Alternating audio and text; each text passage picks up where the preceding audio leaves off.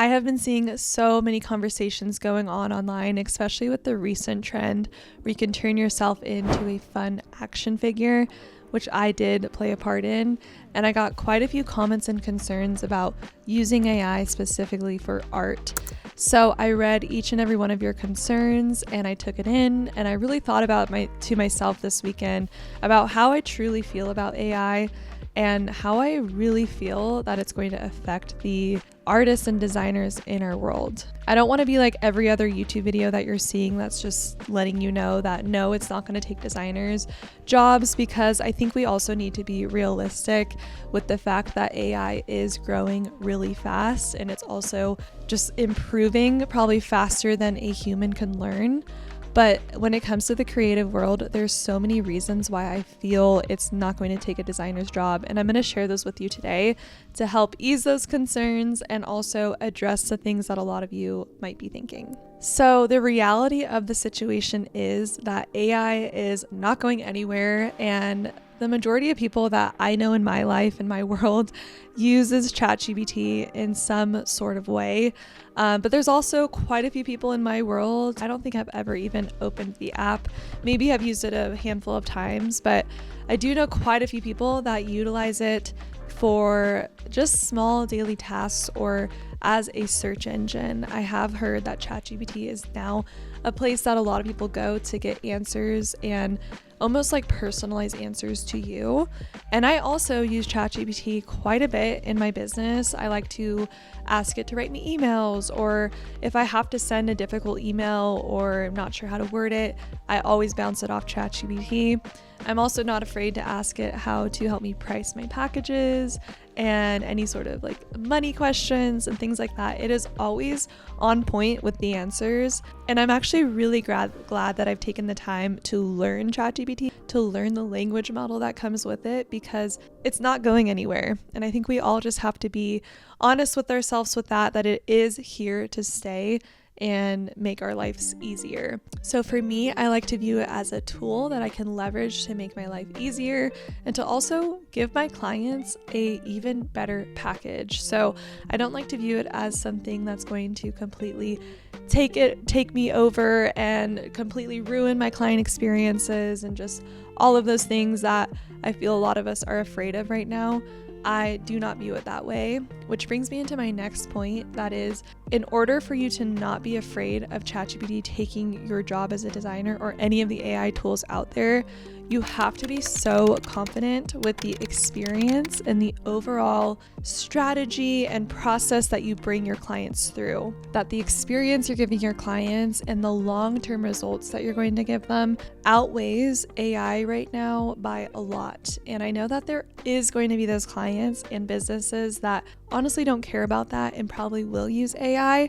But I guarantee you, down the line, when everyone has a similar looking generated design from AI, they're going to realize the importance of investing in a design that is completely unique to them. So I don't feel that it's going to take over our jobs. I think there might be a transition period while AI evolves and becomes really great at creating things we tell it to. I think there might be an adjustment period of people like learning that language model and trying to see if it actually can work for them. And also people realizing that investing in design is still necessary and having that human interaction and that great experience to bring a really big decision, because investing in a brand design is not just like something that you can have for a week and change the week after that. Investing in a brand design is something that you really truly have for like a decade or more. It's something that will stick with you. It's the first thing that people see with your business, and the right clients know that, and they know that generating it from a machine that doesn't know anything about the person, who they really are, they're not sitting face to face with them or over Zoom, just talking with them and getting to know them. The right clients know that, and they know that that is needed to make an actual impactful design. So no, I don't feel that's going to take our jobs, but I do think there might be that transition period of people experimenting with it and seeing if it could work for them. When I was really taking all of this in over the last few weeks and reading a lot of like Reddit forums about ChatGPT and AI in general and if it's going to take jobs, I came across this person on Reddit's statement about it, and I just love it. And I think it's exactly what we all need to hear and understand. So I wanted to read that to you guys right now. I honestly believe that it's just going to flood the market with more genericness, and the AI nature of this genericness will be recognizable and fall into a similar category as stock photos and stock illustrations. Human-made design will become the new sought-after thing, and as a result, AI anything will just be seen as the same thing as using cheap Fiverr designs versus paying a human a normal wage for good to great design. The only thing that it's going to replace are mediocre designers. There will always be a need for human element, especially when it relates to creative arts. No one truly wants to view only art, be it writing, film, paintings, design, etc., made by a computer. The only entities who will are the companies that want to save a buck and pump out cheap, easy, quantity over quality. Okay, so that statement stood out to me so much because I truly feel that that is where AI is going to go and where it's going to be for a while. I can't see into the future in 5-10 years. I have no idea the power of AI and how that's going to look. However, I do feel that with that transition period, there is going to be those people who decide that they want that quantity over quality and decide that they don't really care about the human interaction. But there's so many people in our world that will crave that human interaction and that human touch to their designs, and it just feels more special.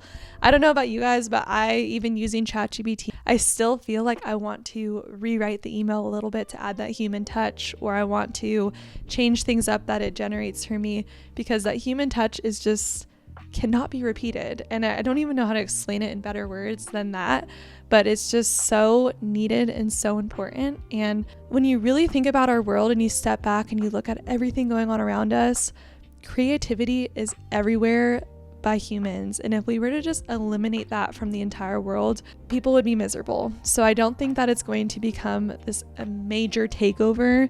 I think that the world's going to evolve with it, and we're going to learn that it's just a part of our world and a tool that we can use.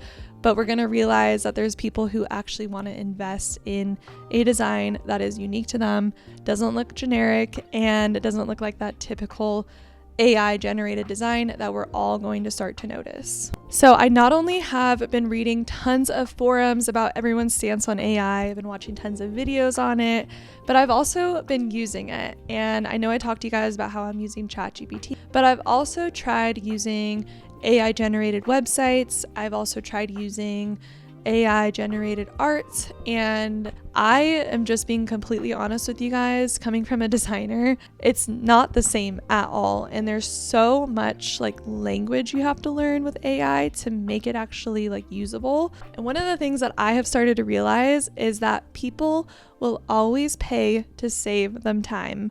Time is money. I know we've all heard that before, but it's so true. Like, I truly feel that sometimes sitting there and talking with AI and having to regenerate, I lose my patience. And I guarantee you those clients that are not technically advanced or don't really like being on a computer are also not going to want to sit there and learn how to talk to it or have it make something that actually looks usable. People will pay for you to do it for them and save them time.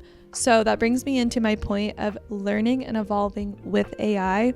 I think it's something that we shouldn't ignore. I think it's something we should learn how to use and learn how to use it to help you and still add your creativity and your human touch to it. But I don't think there's anything wrong with us using it as a starting point or a kickoff point or to save us time so we can deliver a package to our clients in a really timely manner.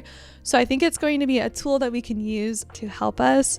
But I guarantee you there's going to be so many people that are looking to hire a designer that could probably go online and talk to AI, but they just don't have the time to do it. I know for me and my business, as I've grown over the last few years, I have started to outsource things in my business, and these outsourced things could probably be quickly done. For example, social media, I've outsourced someone posting those for me, whereas I could probably spend an entire Sunday creating content for an entire month, but I don't want to, and I don't have the time.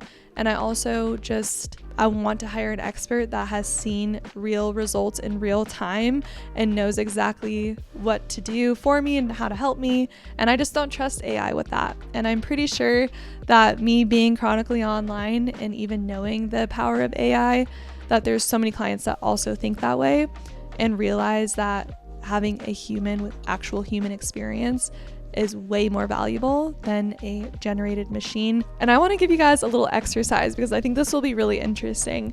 If you call up your parents or someone in your family and say, do you trust AI, like an actual robot, over a person that's been in the business for 20 years? And I guarantee you most of them are going to say they trust a business person that has learned over 20 years more so than a robot. So try that out, ask people around, and you'll be surprised to hear that even though AI is taking so much data from so many places, people still will not trust it for at least a very long time, in my opinion. There's so many points that I can make with this AI thing and this AI topic, and that's why I really wanted to sit down and talk about it.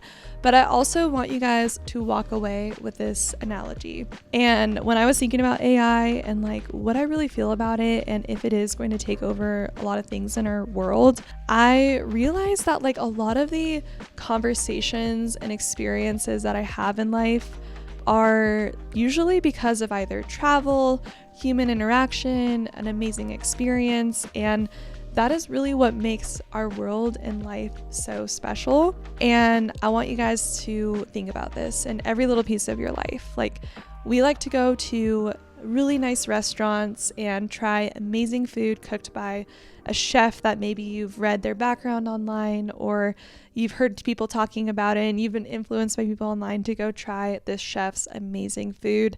Maybe he makes like the juiciest burgers and they're just so amazing because they're handcrafted every single morning from scratch. Would you rather go there, or would you rather go to a restaurant where there's a robot making the same thing over and over and over for every single person in that restaurant? I know that there's some people out there that love the technology side of that, and maybe they would enjoy watching a robot do that for them. But I also know so many people who would way rather go to an amazing restaurant experience with a highly renowned chef and get that awesome experience that they can talk about for years and years and years to come. So I like to think about it that way. We pay for these nice meals out at restaurants over microwave meals at home. And I just think that's how AI is going to be. I think that there is going to be people who want to just get that quick, easy design. And there's going to be people who want that really amazing experience and the handcrafted designs that you can deliver to them. Okay, so what to do now? Because you might be sitting here just so confused with all the things you're hearing online or all the Reddit forums you might be reading. But here's what I would do and what I plan to do as a designer. If I were starting from ground zero and design is a field I want to go into, what I would recommend doing is finding your unique style. It's so important to set yourself apart from other designers and now AI. You can consider AI just another designer that is out there, but set yourself apart from that. What makes you unique as a designer? Is it a specific font style that you usually craft for your clients? Is it the branding guideline style that you create? Is it your full experience of the strategy sessions and collaborative experience with your clients? Figure out what sets you apart and what makes you different. I know for me, my design style is what has set me apart for many years, and it's what allowed me to be successful. And that sort of like handcrafted organic feel to my designs, I feel is what's going to continue to set me apart from AI. So I think it's so important to figure out your style and nail that down as soon as you can so that people can start to recognize your style over tools like AI. I also have heard around the block of the design world that UI and UX design is going to be sought after so much, even with AI as a part of our world. UI and UX is basically just knowing the user experience of a website and application, and it's super fascinating. But I think really leaning into those niches that are sought after right now, like UI and UX, is a really great path to go down, especially if you're kind of exploring those areas of the design world that you could actually become an expert in.